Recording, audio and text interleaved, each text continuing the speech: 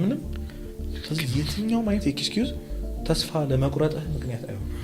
እኔ ኮድጅ አይደለም እኮ ማንንም ወዶ አይደለም በቃ ሰይጣን ነው እንደዚህ እንድታስብ የሚያደርገው። ይሄ ተስፋ መቁረጥ የሰይጣን መሳሪያ ነው እስካለን ድረስ ሁሉ ጊዜ ተስፋ ማድረግ ያስፈልጋል። ወደቅ አሁንም ተነሳ ጻድቅ ነው የሚለው እንግዲህ ጻድቅ 7 ጊዜ ይወድቃል ተባለ ግን 7 ጊዜ ይነሳል። ከዚህ በላይ ምን ትፈልጋለህ? ትልቁ ኃጢአት እግዚአብሔር እንደው በጣም የሚያዝንበት ኃጢአት ተስፋ መቁረጥ። የጠፋው ልጅ ብሎ 3 ምሳሌ ነገረን ክርስቶስ እኮ ያለ ምክንያት አይደለም። አስቦ በህይወት እያለ ገንዘቡን ወስዶ ሄዶ ጨርሶት ሲመጣ ቀድሞ ሮጦ የወጣው ከቤቱ አባቱ ሰው ሁሉ ጠላታ በሆነ ጊዜ ብቸኛ ወዳጅ የሆነ ክርስቶስ እኮ ለአንተም እንደዚህ ነኝ፣ ሱሰኛ ነው፣ ሰካራም ነው፣ ባክሱ አይቀየርም ምናምን ባሉ ቤተሰቦች፣ ወዳጆች፣ ማህበረሰብ መሀል እኔ እውነተኛ ወዳጅህ ነኝ፣ እኔ አልፈርድብህም፣ አንተ ብቻ ከዚህ በኋላ ኃጢአት አትስራ። ስለዚህ መምጣት እና መቅረት መሀል ያለው ውሳኔ በጣም ይከብዳል። ቀላል እኮ አይደለም። ቀላል ያልሆነው ዋጋ ስላለው ጉዳዩ የድንጋይና የወርቅ ልዩነት በጊዜ ስለሚያብረቀርቅ ሆነ አይደል? ወርቅ ለማግኘት ከባድ ነው እንጂ በየመንገዱ ቢገኝ ኖሮ ምን እየጠለስከው ነበር የምትሄደው። ማብረቅረቁ እኮ አይደለም እንጂ። እስኪ ምንድን ነው ያዘ? እኔ በጣም የሚያስገርመኝ ነገር ምን እንደሆነ ታውቃለህ? ለንስሐና ለስጋው ደግሞ ምንም አይነት ኤክስኪውዝ ብታቀርብ ተቀባይነት የለም። ታመኛ ከምክንያት ነፃ የሆኑ ነገሮች አንዱ ንስሐና ስጋው ነው።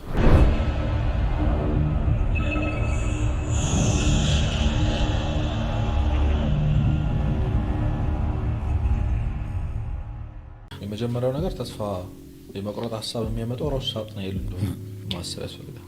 ራሱ ሰይጣን እንደሆነ ማሰብ ያስፈልጋል። ከሁለቱም ሊመጣ ይችላል። አንተን እንደ እግዚአብሔር እንዲያቀርብ ተደርጎ የተፈተንክ በፈተና ሊሆን ይችላል። እግዚአብሔር እንድታማርር የተፈተንክ በፈተና ሊሆን ይችላል። ተስፋ መቁረጥን ከሰይጣን ነው። ትልቁ ኃጢአት እግዚአብሔር እንደው በጣም የሚያዝንበት ኃጢአት ተስፋ መቁረጥ። ይህ ሁሉ ኃጢአት እንድንሰራ ክፉ ነገር እንድናደርግ ምናምን የሚያደርገው አሁንም ምልህ በማድረጋችን ሰይጣን ስለሚደሰት አይደለም። ንስሐ እንዳለው ያውቃል አሁን የምታደርገው ነገር። ስለዚህ ያን ያህል ሹር አይደለም። አንተን ዝሙት ካሰራህ በኋላ ደስ አይለውም። እያስደጋገመ ግን ልክ ተስፋ ስቆርጥ አልለወጥም ስትል አገኘሁ ይላል ያን። ስለዚህ መጀመሪያ ለተስፋ መቁረጥ ያለን አመለካከት መቀየር አለብን። እግዚአብሔር ያልፈቀደው ነገር ነው ተስፋ መቁረጥ። ሰይጣን ደግሞ እጅግ በጣም የሚፈልገው ነገር ነው። ተስፋ የምንቆርጠው በማን ነው? ሰው በራሱ ይቀር ተስፋ ይቆርጣል በህይወቱ። የእነዚህ ሁሉ ነገር ጥርቅም በእግዚአብሔር ተስፋ መቁረጥ ነው። ምክንያቱም ተስፋ ማለት የነገውን ነገር የሚያረጋግጥልን ነው ብሏል። ነገ አለ ብለህ ታምናለህ፣ እግዚአብሔር አለ ብለን እናምናለን። ተስፋ ስታደርግ ነው እምነትህ የሚረጋግጥልን። ምክንያቱም የጨበጥነው ያየነው እግዚአብሔር የለም፣ ተስፋ የምናደርገው እግዚአብሔር ግን አለ። ስለዚህ ተስፋ የሌለው ሰው ቅድም እንዳልኩ በእግዚአብሔር ወደ አለማመን እንዲመጣ ያደርጓል ማለት። ተስፋ የቆርጡ ሰዎች ናቸው ዛሬ ኤቲስት የሚሆኑት ወይ ወደ ሌላ እምነት የሚሄዱት። እንደዚህ የመሳሰሉ ነገሮች የሚገቡት እኮ ተስፋ የቆርጡ ሰዎች ናቸው። እና የሰይጣን ትልቁ መሳሪያ ነው ይላል ቅዱስ ዮሐንስ አፈወርቅ። ትልቁ መሳሪያው አንድ ሰው ተስፋ ማስቆረጡ። ስለዚህ በጣም ብዙ ሰው እንግዲህ ከመከራ ከችግር በተለይ ደግሞ በተደጋገመ ነገር በአንድ ጉዳይ በጣም በተደጋገመ ነገር ተስፋ ይቆርጣል። ኤክስተርናል በሆኑ ኢንተርናል በሆኑ ጉዳዮች ደግሞ በጣም ከኃጢአቱ የተነሳ ተስፋ ይቆርጣል። ሁለቱንም ሊያስተካክል ቃል የገባ እግዚአብሔር አለ፣ ያ አይደለም። ስለዚህ የመጀመሪያው ነገር መጽሐፍ ቅዱስ ማንበብ ብዬ ነው ማስበው። መጽሐፍ ቅዱስ ስታነብ ኢዮብን ታገኘዋለህ። 1000 ጊዜ በኃጢአት ብትወድቅ ቅዱስ ዳዊትን ታገኘዋለህ። ከዛ ዘለ እንግዲህ አስብ ፈያታዊ ዜማን ታገኘዋለህ። በ11ኛው ሰዓት ሰው በአንድ አረፍተ ነገር 5500 ዘመን የጠበቀውን አዳምን ቀድሞት መንግስት ያስመገብ። ይሄ እኮ ታሪክ እውነት ሲሪየስ ፊልም እኮ አይደለም፣ እውነት እኮ። እኔ ምንም ባስበው ብመረምረው የማይገባኝ ነገር የፈያታዊ ዜማን መዳን። አስበው፣ አቤቱ ጌታዬ ሆይ በመንግስት በመጣ ጊዜ አስበኝ። አለቀ።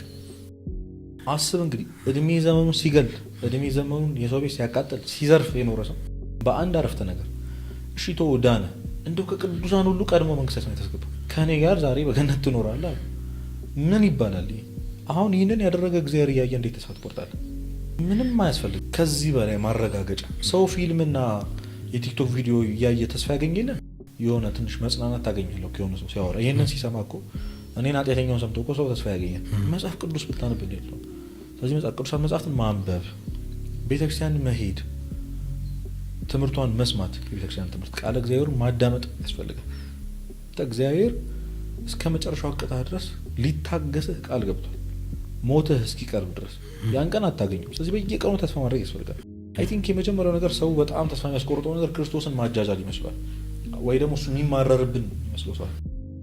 አንተ ተደጋጋሚ ስትመጣ ይሄ ተስፋ አልቆርጥም ማለት ትቢት የሚመስለው ሰው አለ።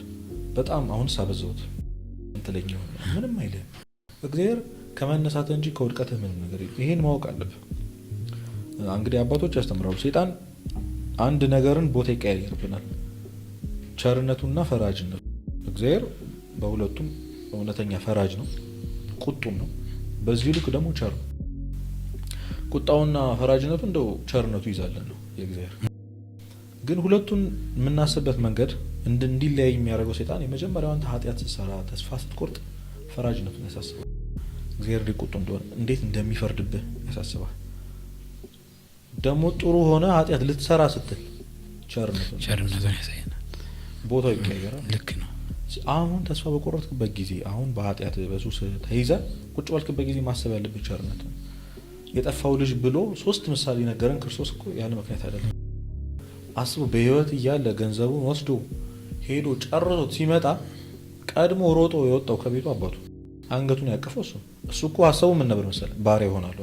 ያው መቼም ይገላምጠኛል፣ ምን ይለኛል፣ ደግሞ መጣ ይለኛል፣ እኔ አባቱ ይሄ ይቅርታ ከነዚህ ከባሪያዎቹ አንዱ ልሁን እለዋለሁ፣ ባሪያ ያደርገኛል፣ እዛ እኖራለሁ ብሎ ነው የመጣው።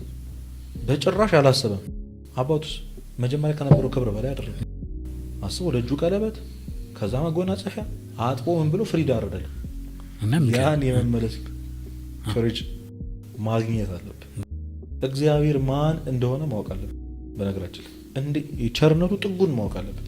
አሁን አንተ የምትሰራው ኃጢአት ከእግዚአብሔር ቸርነት ጋር ቢተያይ ውቅያኖስ ላይ ደም ጠብ እንደማለት ነው። ማለት ተስፋ የቱ ጋር ራሱ ጠብ እንዳለ አታውቅም። ሞኝነት ማለት ነው። እና የእግዚአብሔር ቸርነት ማወቅ አለብን። እግዚአብሔር ምን ያህል ቸር እንደሆነ እኔ የሁሉ ሰው ሲምር ያሳየን እንደምን ይመስላል? ያቺን ዘማዊቷን ሴት ቀድሞ ኃጢአታቸውን አሳስቦ የሚፈርድብሽ የለም አይዞሽ ተነሽ፣ ከዚህ በኋላ ግን ኃጢአት አትስሪ ብሎ የሸኛት ሰው ሁሉ ጠሏታ በሆነ ጊዜ ብቸኛ ወዳጅ የሆናት ክርስቶስ እኮ ለአንተም እንደዚህ ነኝ፣ ሱሰኛ ነው፣ ሰካራም ነው፣ እባክህ እሱ አይቀየርም ምናምን ባሉ ቤተሰቦች፣ ወዳጆች፣ ማህበረሰብ መሀል እኔ እውነተኛ ወዳጅህ ነኝ፣ እኔ አልፈርድብህም፣ አንተ ብቻ ከዚህ በኋላ ኃጢአት አትስራ እንዳይበስብህ። እሺ እንደዛ ካለን በኋላ ድጋሚ ኃጢአት ሰርተናል፣ በጣም በእርግጠኝነት እነዚህ ሰዎች እግዚአብሔር ይቀበላቸው ነበር ድጋሚ ቢመጡ። ገብቶሃል አይደል? ስለዚህ መምጣት እና መቅረት መሀል ላይ ያለው ውሳኔ ነው። አዎ በጣም ያሸማቅቃል። አዎ በጣም ይከብዳል። የነሳ አባትህን በተመሳሳይ ኃጢአት ሁልጊዜ ተመላልሰህ ማግኘት በጣም ይከብዳል። ቀላል እኮ አይደለም። ቀላል ያልሆነው ዋጋ ስላለው ጉዳዩ የድንጋይና የወርቅ ልዩነት ባይዞ ስለሚያብረቀርቅ ነው አይደል? ወርቅ ለማግኘት ከባድ ስለሆነ እንጂ በየመንገዱ ቢገኝ ኖሮ ምን ጠየጠለስከው ነበር የምትሄደው። ማብረቅረቁ እኮ አይደለም የሚያጭ። ስለዚህ ንስሐ ውስጥ ያለው ሰላም ከንስሐ በኋላ ያለው የእረፍት ሰላም ዋጋው ከፍ ያለ ስለሆነ እስክታገኙ ያለው መንገድ ከባድ ነው የሚሆነው። ትግሉ አለ። አሁን ምንድን ነው የምላቸው የንስሐ አባቴ ሂጅ እግዚአብሔር ፊቱን እንዴት ነው ማየው፣ ቤተክርስቲያን እንዴት ነው የምገባው የምትለዋን ጭንቀት እስክታልፋት ነው። ካለፍካት በኋላ የምታገኘው ሰላም ወርዝ ያደርጋል። መጨነቁ አይደለም ያሳለፍከው ነገር ሁሉ ለዚህ ሰላም ወርዝ ያደርጋል፣ ይገባዋል። ከዚህ በላይ መሆን ነበረብን ለኃጢአታችን ስርየት። ግን አሁንም ቢሆን ና ነው የምትለው ቤተክርስቲያን ና ነው። እና በጣም ብሶ ተስፋ የቆርጦ በኃጢአቱ አንተ እኮ ሰው ነህ፣ በቃ ደካማ ነህ። የሰውን ድካም አንተ ታውቃለህ ተባለ ክርስቶስ። ያቅልሃል ምን ያህል ደካማ እንደሆንክ፣ ግን እድልም ሰጥቷል። እስኪ ምንድን ነው ያዘ? እኔ በጣም የሚያስገርመኝ ነገር ምን እንደሆነ ታውቃለህ? ለንስሐና ለስጋው ደግሞ ምንም አይነት ኤክስኪውዝ ብታቀርብ ተቀባይነት የለም። ታመኛለህ? ከምክንያት ነፃ የሆኑ ነገሮች አንዱ ንስሐና ስጋው። ቤተ መቅደስ ለምን አልገባህም ብትባል ንጹህ አይደለሁም ልትል ትችላለህ። ንስሐ አልገባህም ለምን ስትባል ለተመለሰው መልስ እኔ እንደው ተመልካቾቻችን ነው አሁን ቪዲዮን ፖዝ አድርገው ለራሳቸው ንስሐ ያልገባው ምክንያት ይሄ ነው ኮና ቢሉ ማለት ነው። እውነት ቁጭ ብለህ አስበው። በጣም የሞኝ ምክንያት ስጋው ደግሞ አልተቀበልክም ብትባል ምን ታቀርባለህ? ምንም። ስለዚህ የትኛውም አይነት ኤክስኪውዝ ተስፋ ለመቁረጥህ ምክንያት አይሆን። እኔ እኮ ወድጄ አይደለም እኮ ማንም ወዶ አይደለም። በቃ ሰይጣን ነው እንደዚህ እንድታሰብ ያደርግ። በጣም ቪክቲም ሜንታሊቲ እንዲኖረን ተጠቂ ሁሌ እንደሆነን የሆነ ሰው እንደተወን ምናምን እግዚአብሔርም አይወደኝም አላየኝም ምናምን እያለን እየተጃጃልን በራሳችን ሀሳብ ወደ ገሃነም እንድንወርድ የሚፈልገው ሰይጣን። ስለዚህ ተስፋ መቁረጥ የሰይጣን መሳሪያ ነው እስካለን ድረስ ሁልጊዜ ተስፋ ማድረግ ያስፈልጋል። ውደቅ አሁንም ተነሳ። ጻድቅ ነው የሚለው እንግዲህ ጻድቅ 7 ጊዜ ይወድቃል ተባልክ፣ ግን 7 ጊዜ ይነሳል። ከዚህ በላይ ምን ትፈልጋለህ? እና እንኳን አንተ ቅዱሳን ወድቋል፣ ያልወደቁትን ተነጋግረናል ቅድም። ስለዚህ የትኛው ገድል ላይ ነው ኃጢአት ያልሰራ ቅዱስ ያየው? የትኛው ገድል ላይ ነው ያልተፈተነ ጻድቅ ያየው? ነገር የትኛው መጽሐፍ ቅዱስ ክፍል ላይ ነው እግዚአብሔርን ሳያስቀይም ያለፈ ቅዱስ ያገኘው? ከእመቤታችንና ከክርስቶስ በቀር ማንም የለም። የእነዚህ ሁሉ ሰዎች ታሪክ የተጻፈው እንግዲህ አንተ ተስፋ እንድታገኝ ልበ አምላክ የተባለው ቅዱስ ዳዊት ዛሬ በየጊዜው እሱ የጻፈውን የደረሰውን መዝሙር እያደረሰን ኃይል የምናገኘው እኮ የሰራው ኃጢአት ለመስማት በጣም ዘግናኝ ነው። እግዚአብሔር ምሮታል፣ ግን ይህ ሁሉ ሺህ ዓመታት በዚህ ሁሉ ቢሊየን ህዝብ የሚነበበው መጽሐፍ ቅዱስ ውስጥ የኃጢአት ስቶሪውን ሳይፍቅ የጻፈው ለአንተ ነው፣ ለዳዊት አይደለም። እውነት ቅዱስ ዳዊት ራሱ የሚታዘበን ይመስለኛል፣ በጣም የሚታዘበን ይመስለኛል። መስዋዕትነት እኮ የተከፈለለት የአንድ ቅዱስ የወርደቱ ታሪክ ነው የተጻፈለት፣ የተተወለት ገብቷል። ለዳዊት የተረሳለት ታሪክ ነው የተጻፈው። ለማን? ለአንተ ተስፋ ልታገኝ፣ ለፊያቶ ዜማ እንግዲህ ለእነ መግደላዊት ማርያም፣ ለየትኛውም ኃጢአተኞች ብትል እና ጠፍተናል። አዎሽ ጠፍተሃል፣ ግን ተመለስ እና ተስፋ መቁረጠን ብቸኛ ሀል የምናደርግበት ጉዳይ ግግም ብለን ወደ እግዚአብሔር ወደ መመለስ። እኔ ምን መሰለህ አታስቡ ነው የምለው። በዚህ ጊዜ ምን እንዴት ላድርግ ብለህ አታስብ። ዝም ብለህ ራስን እየጎተትክ ወደ ቤተክርስቲያን ለመሰለህ ትንሽ ጊዜ ከሰጠው ሰይጣን ቀዳዳውን ያገኛል። ያን ጊዜ ይነግርሃል፣ አታፍርም ይልሃል። በር ላይ ስደርስ ምንም ምን ታደርገው አይነን በጨዋታ እግዚአብሔር ፊት ማረግ ልትለው ነው። ጀስት ና አንተ በቃ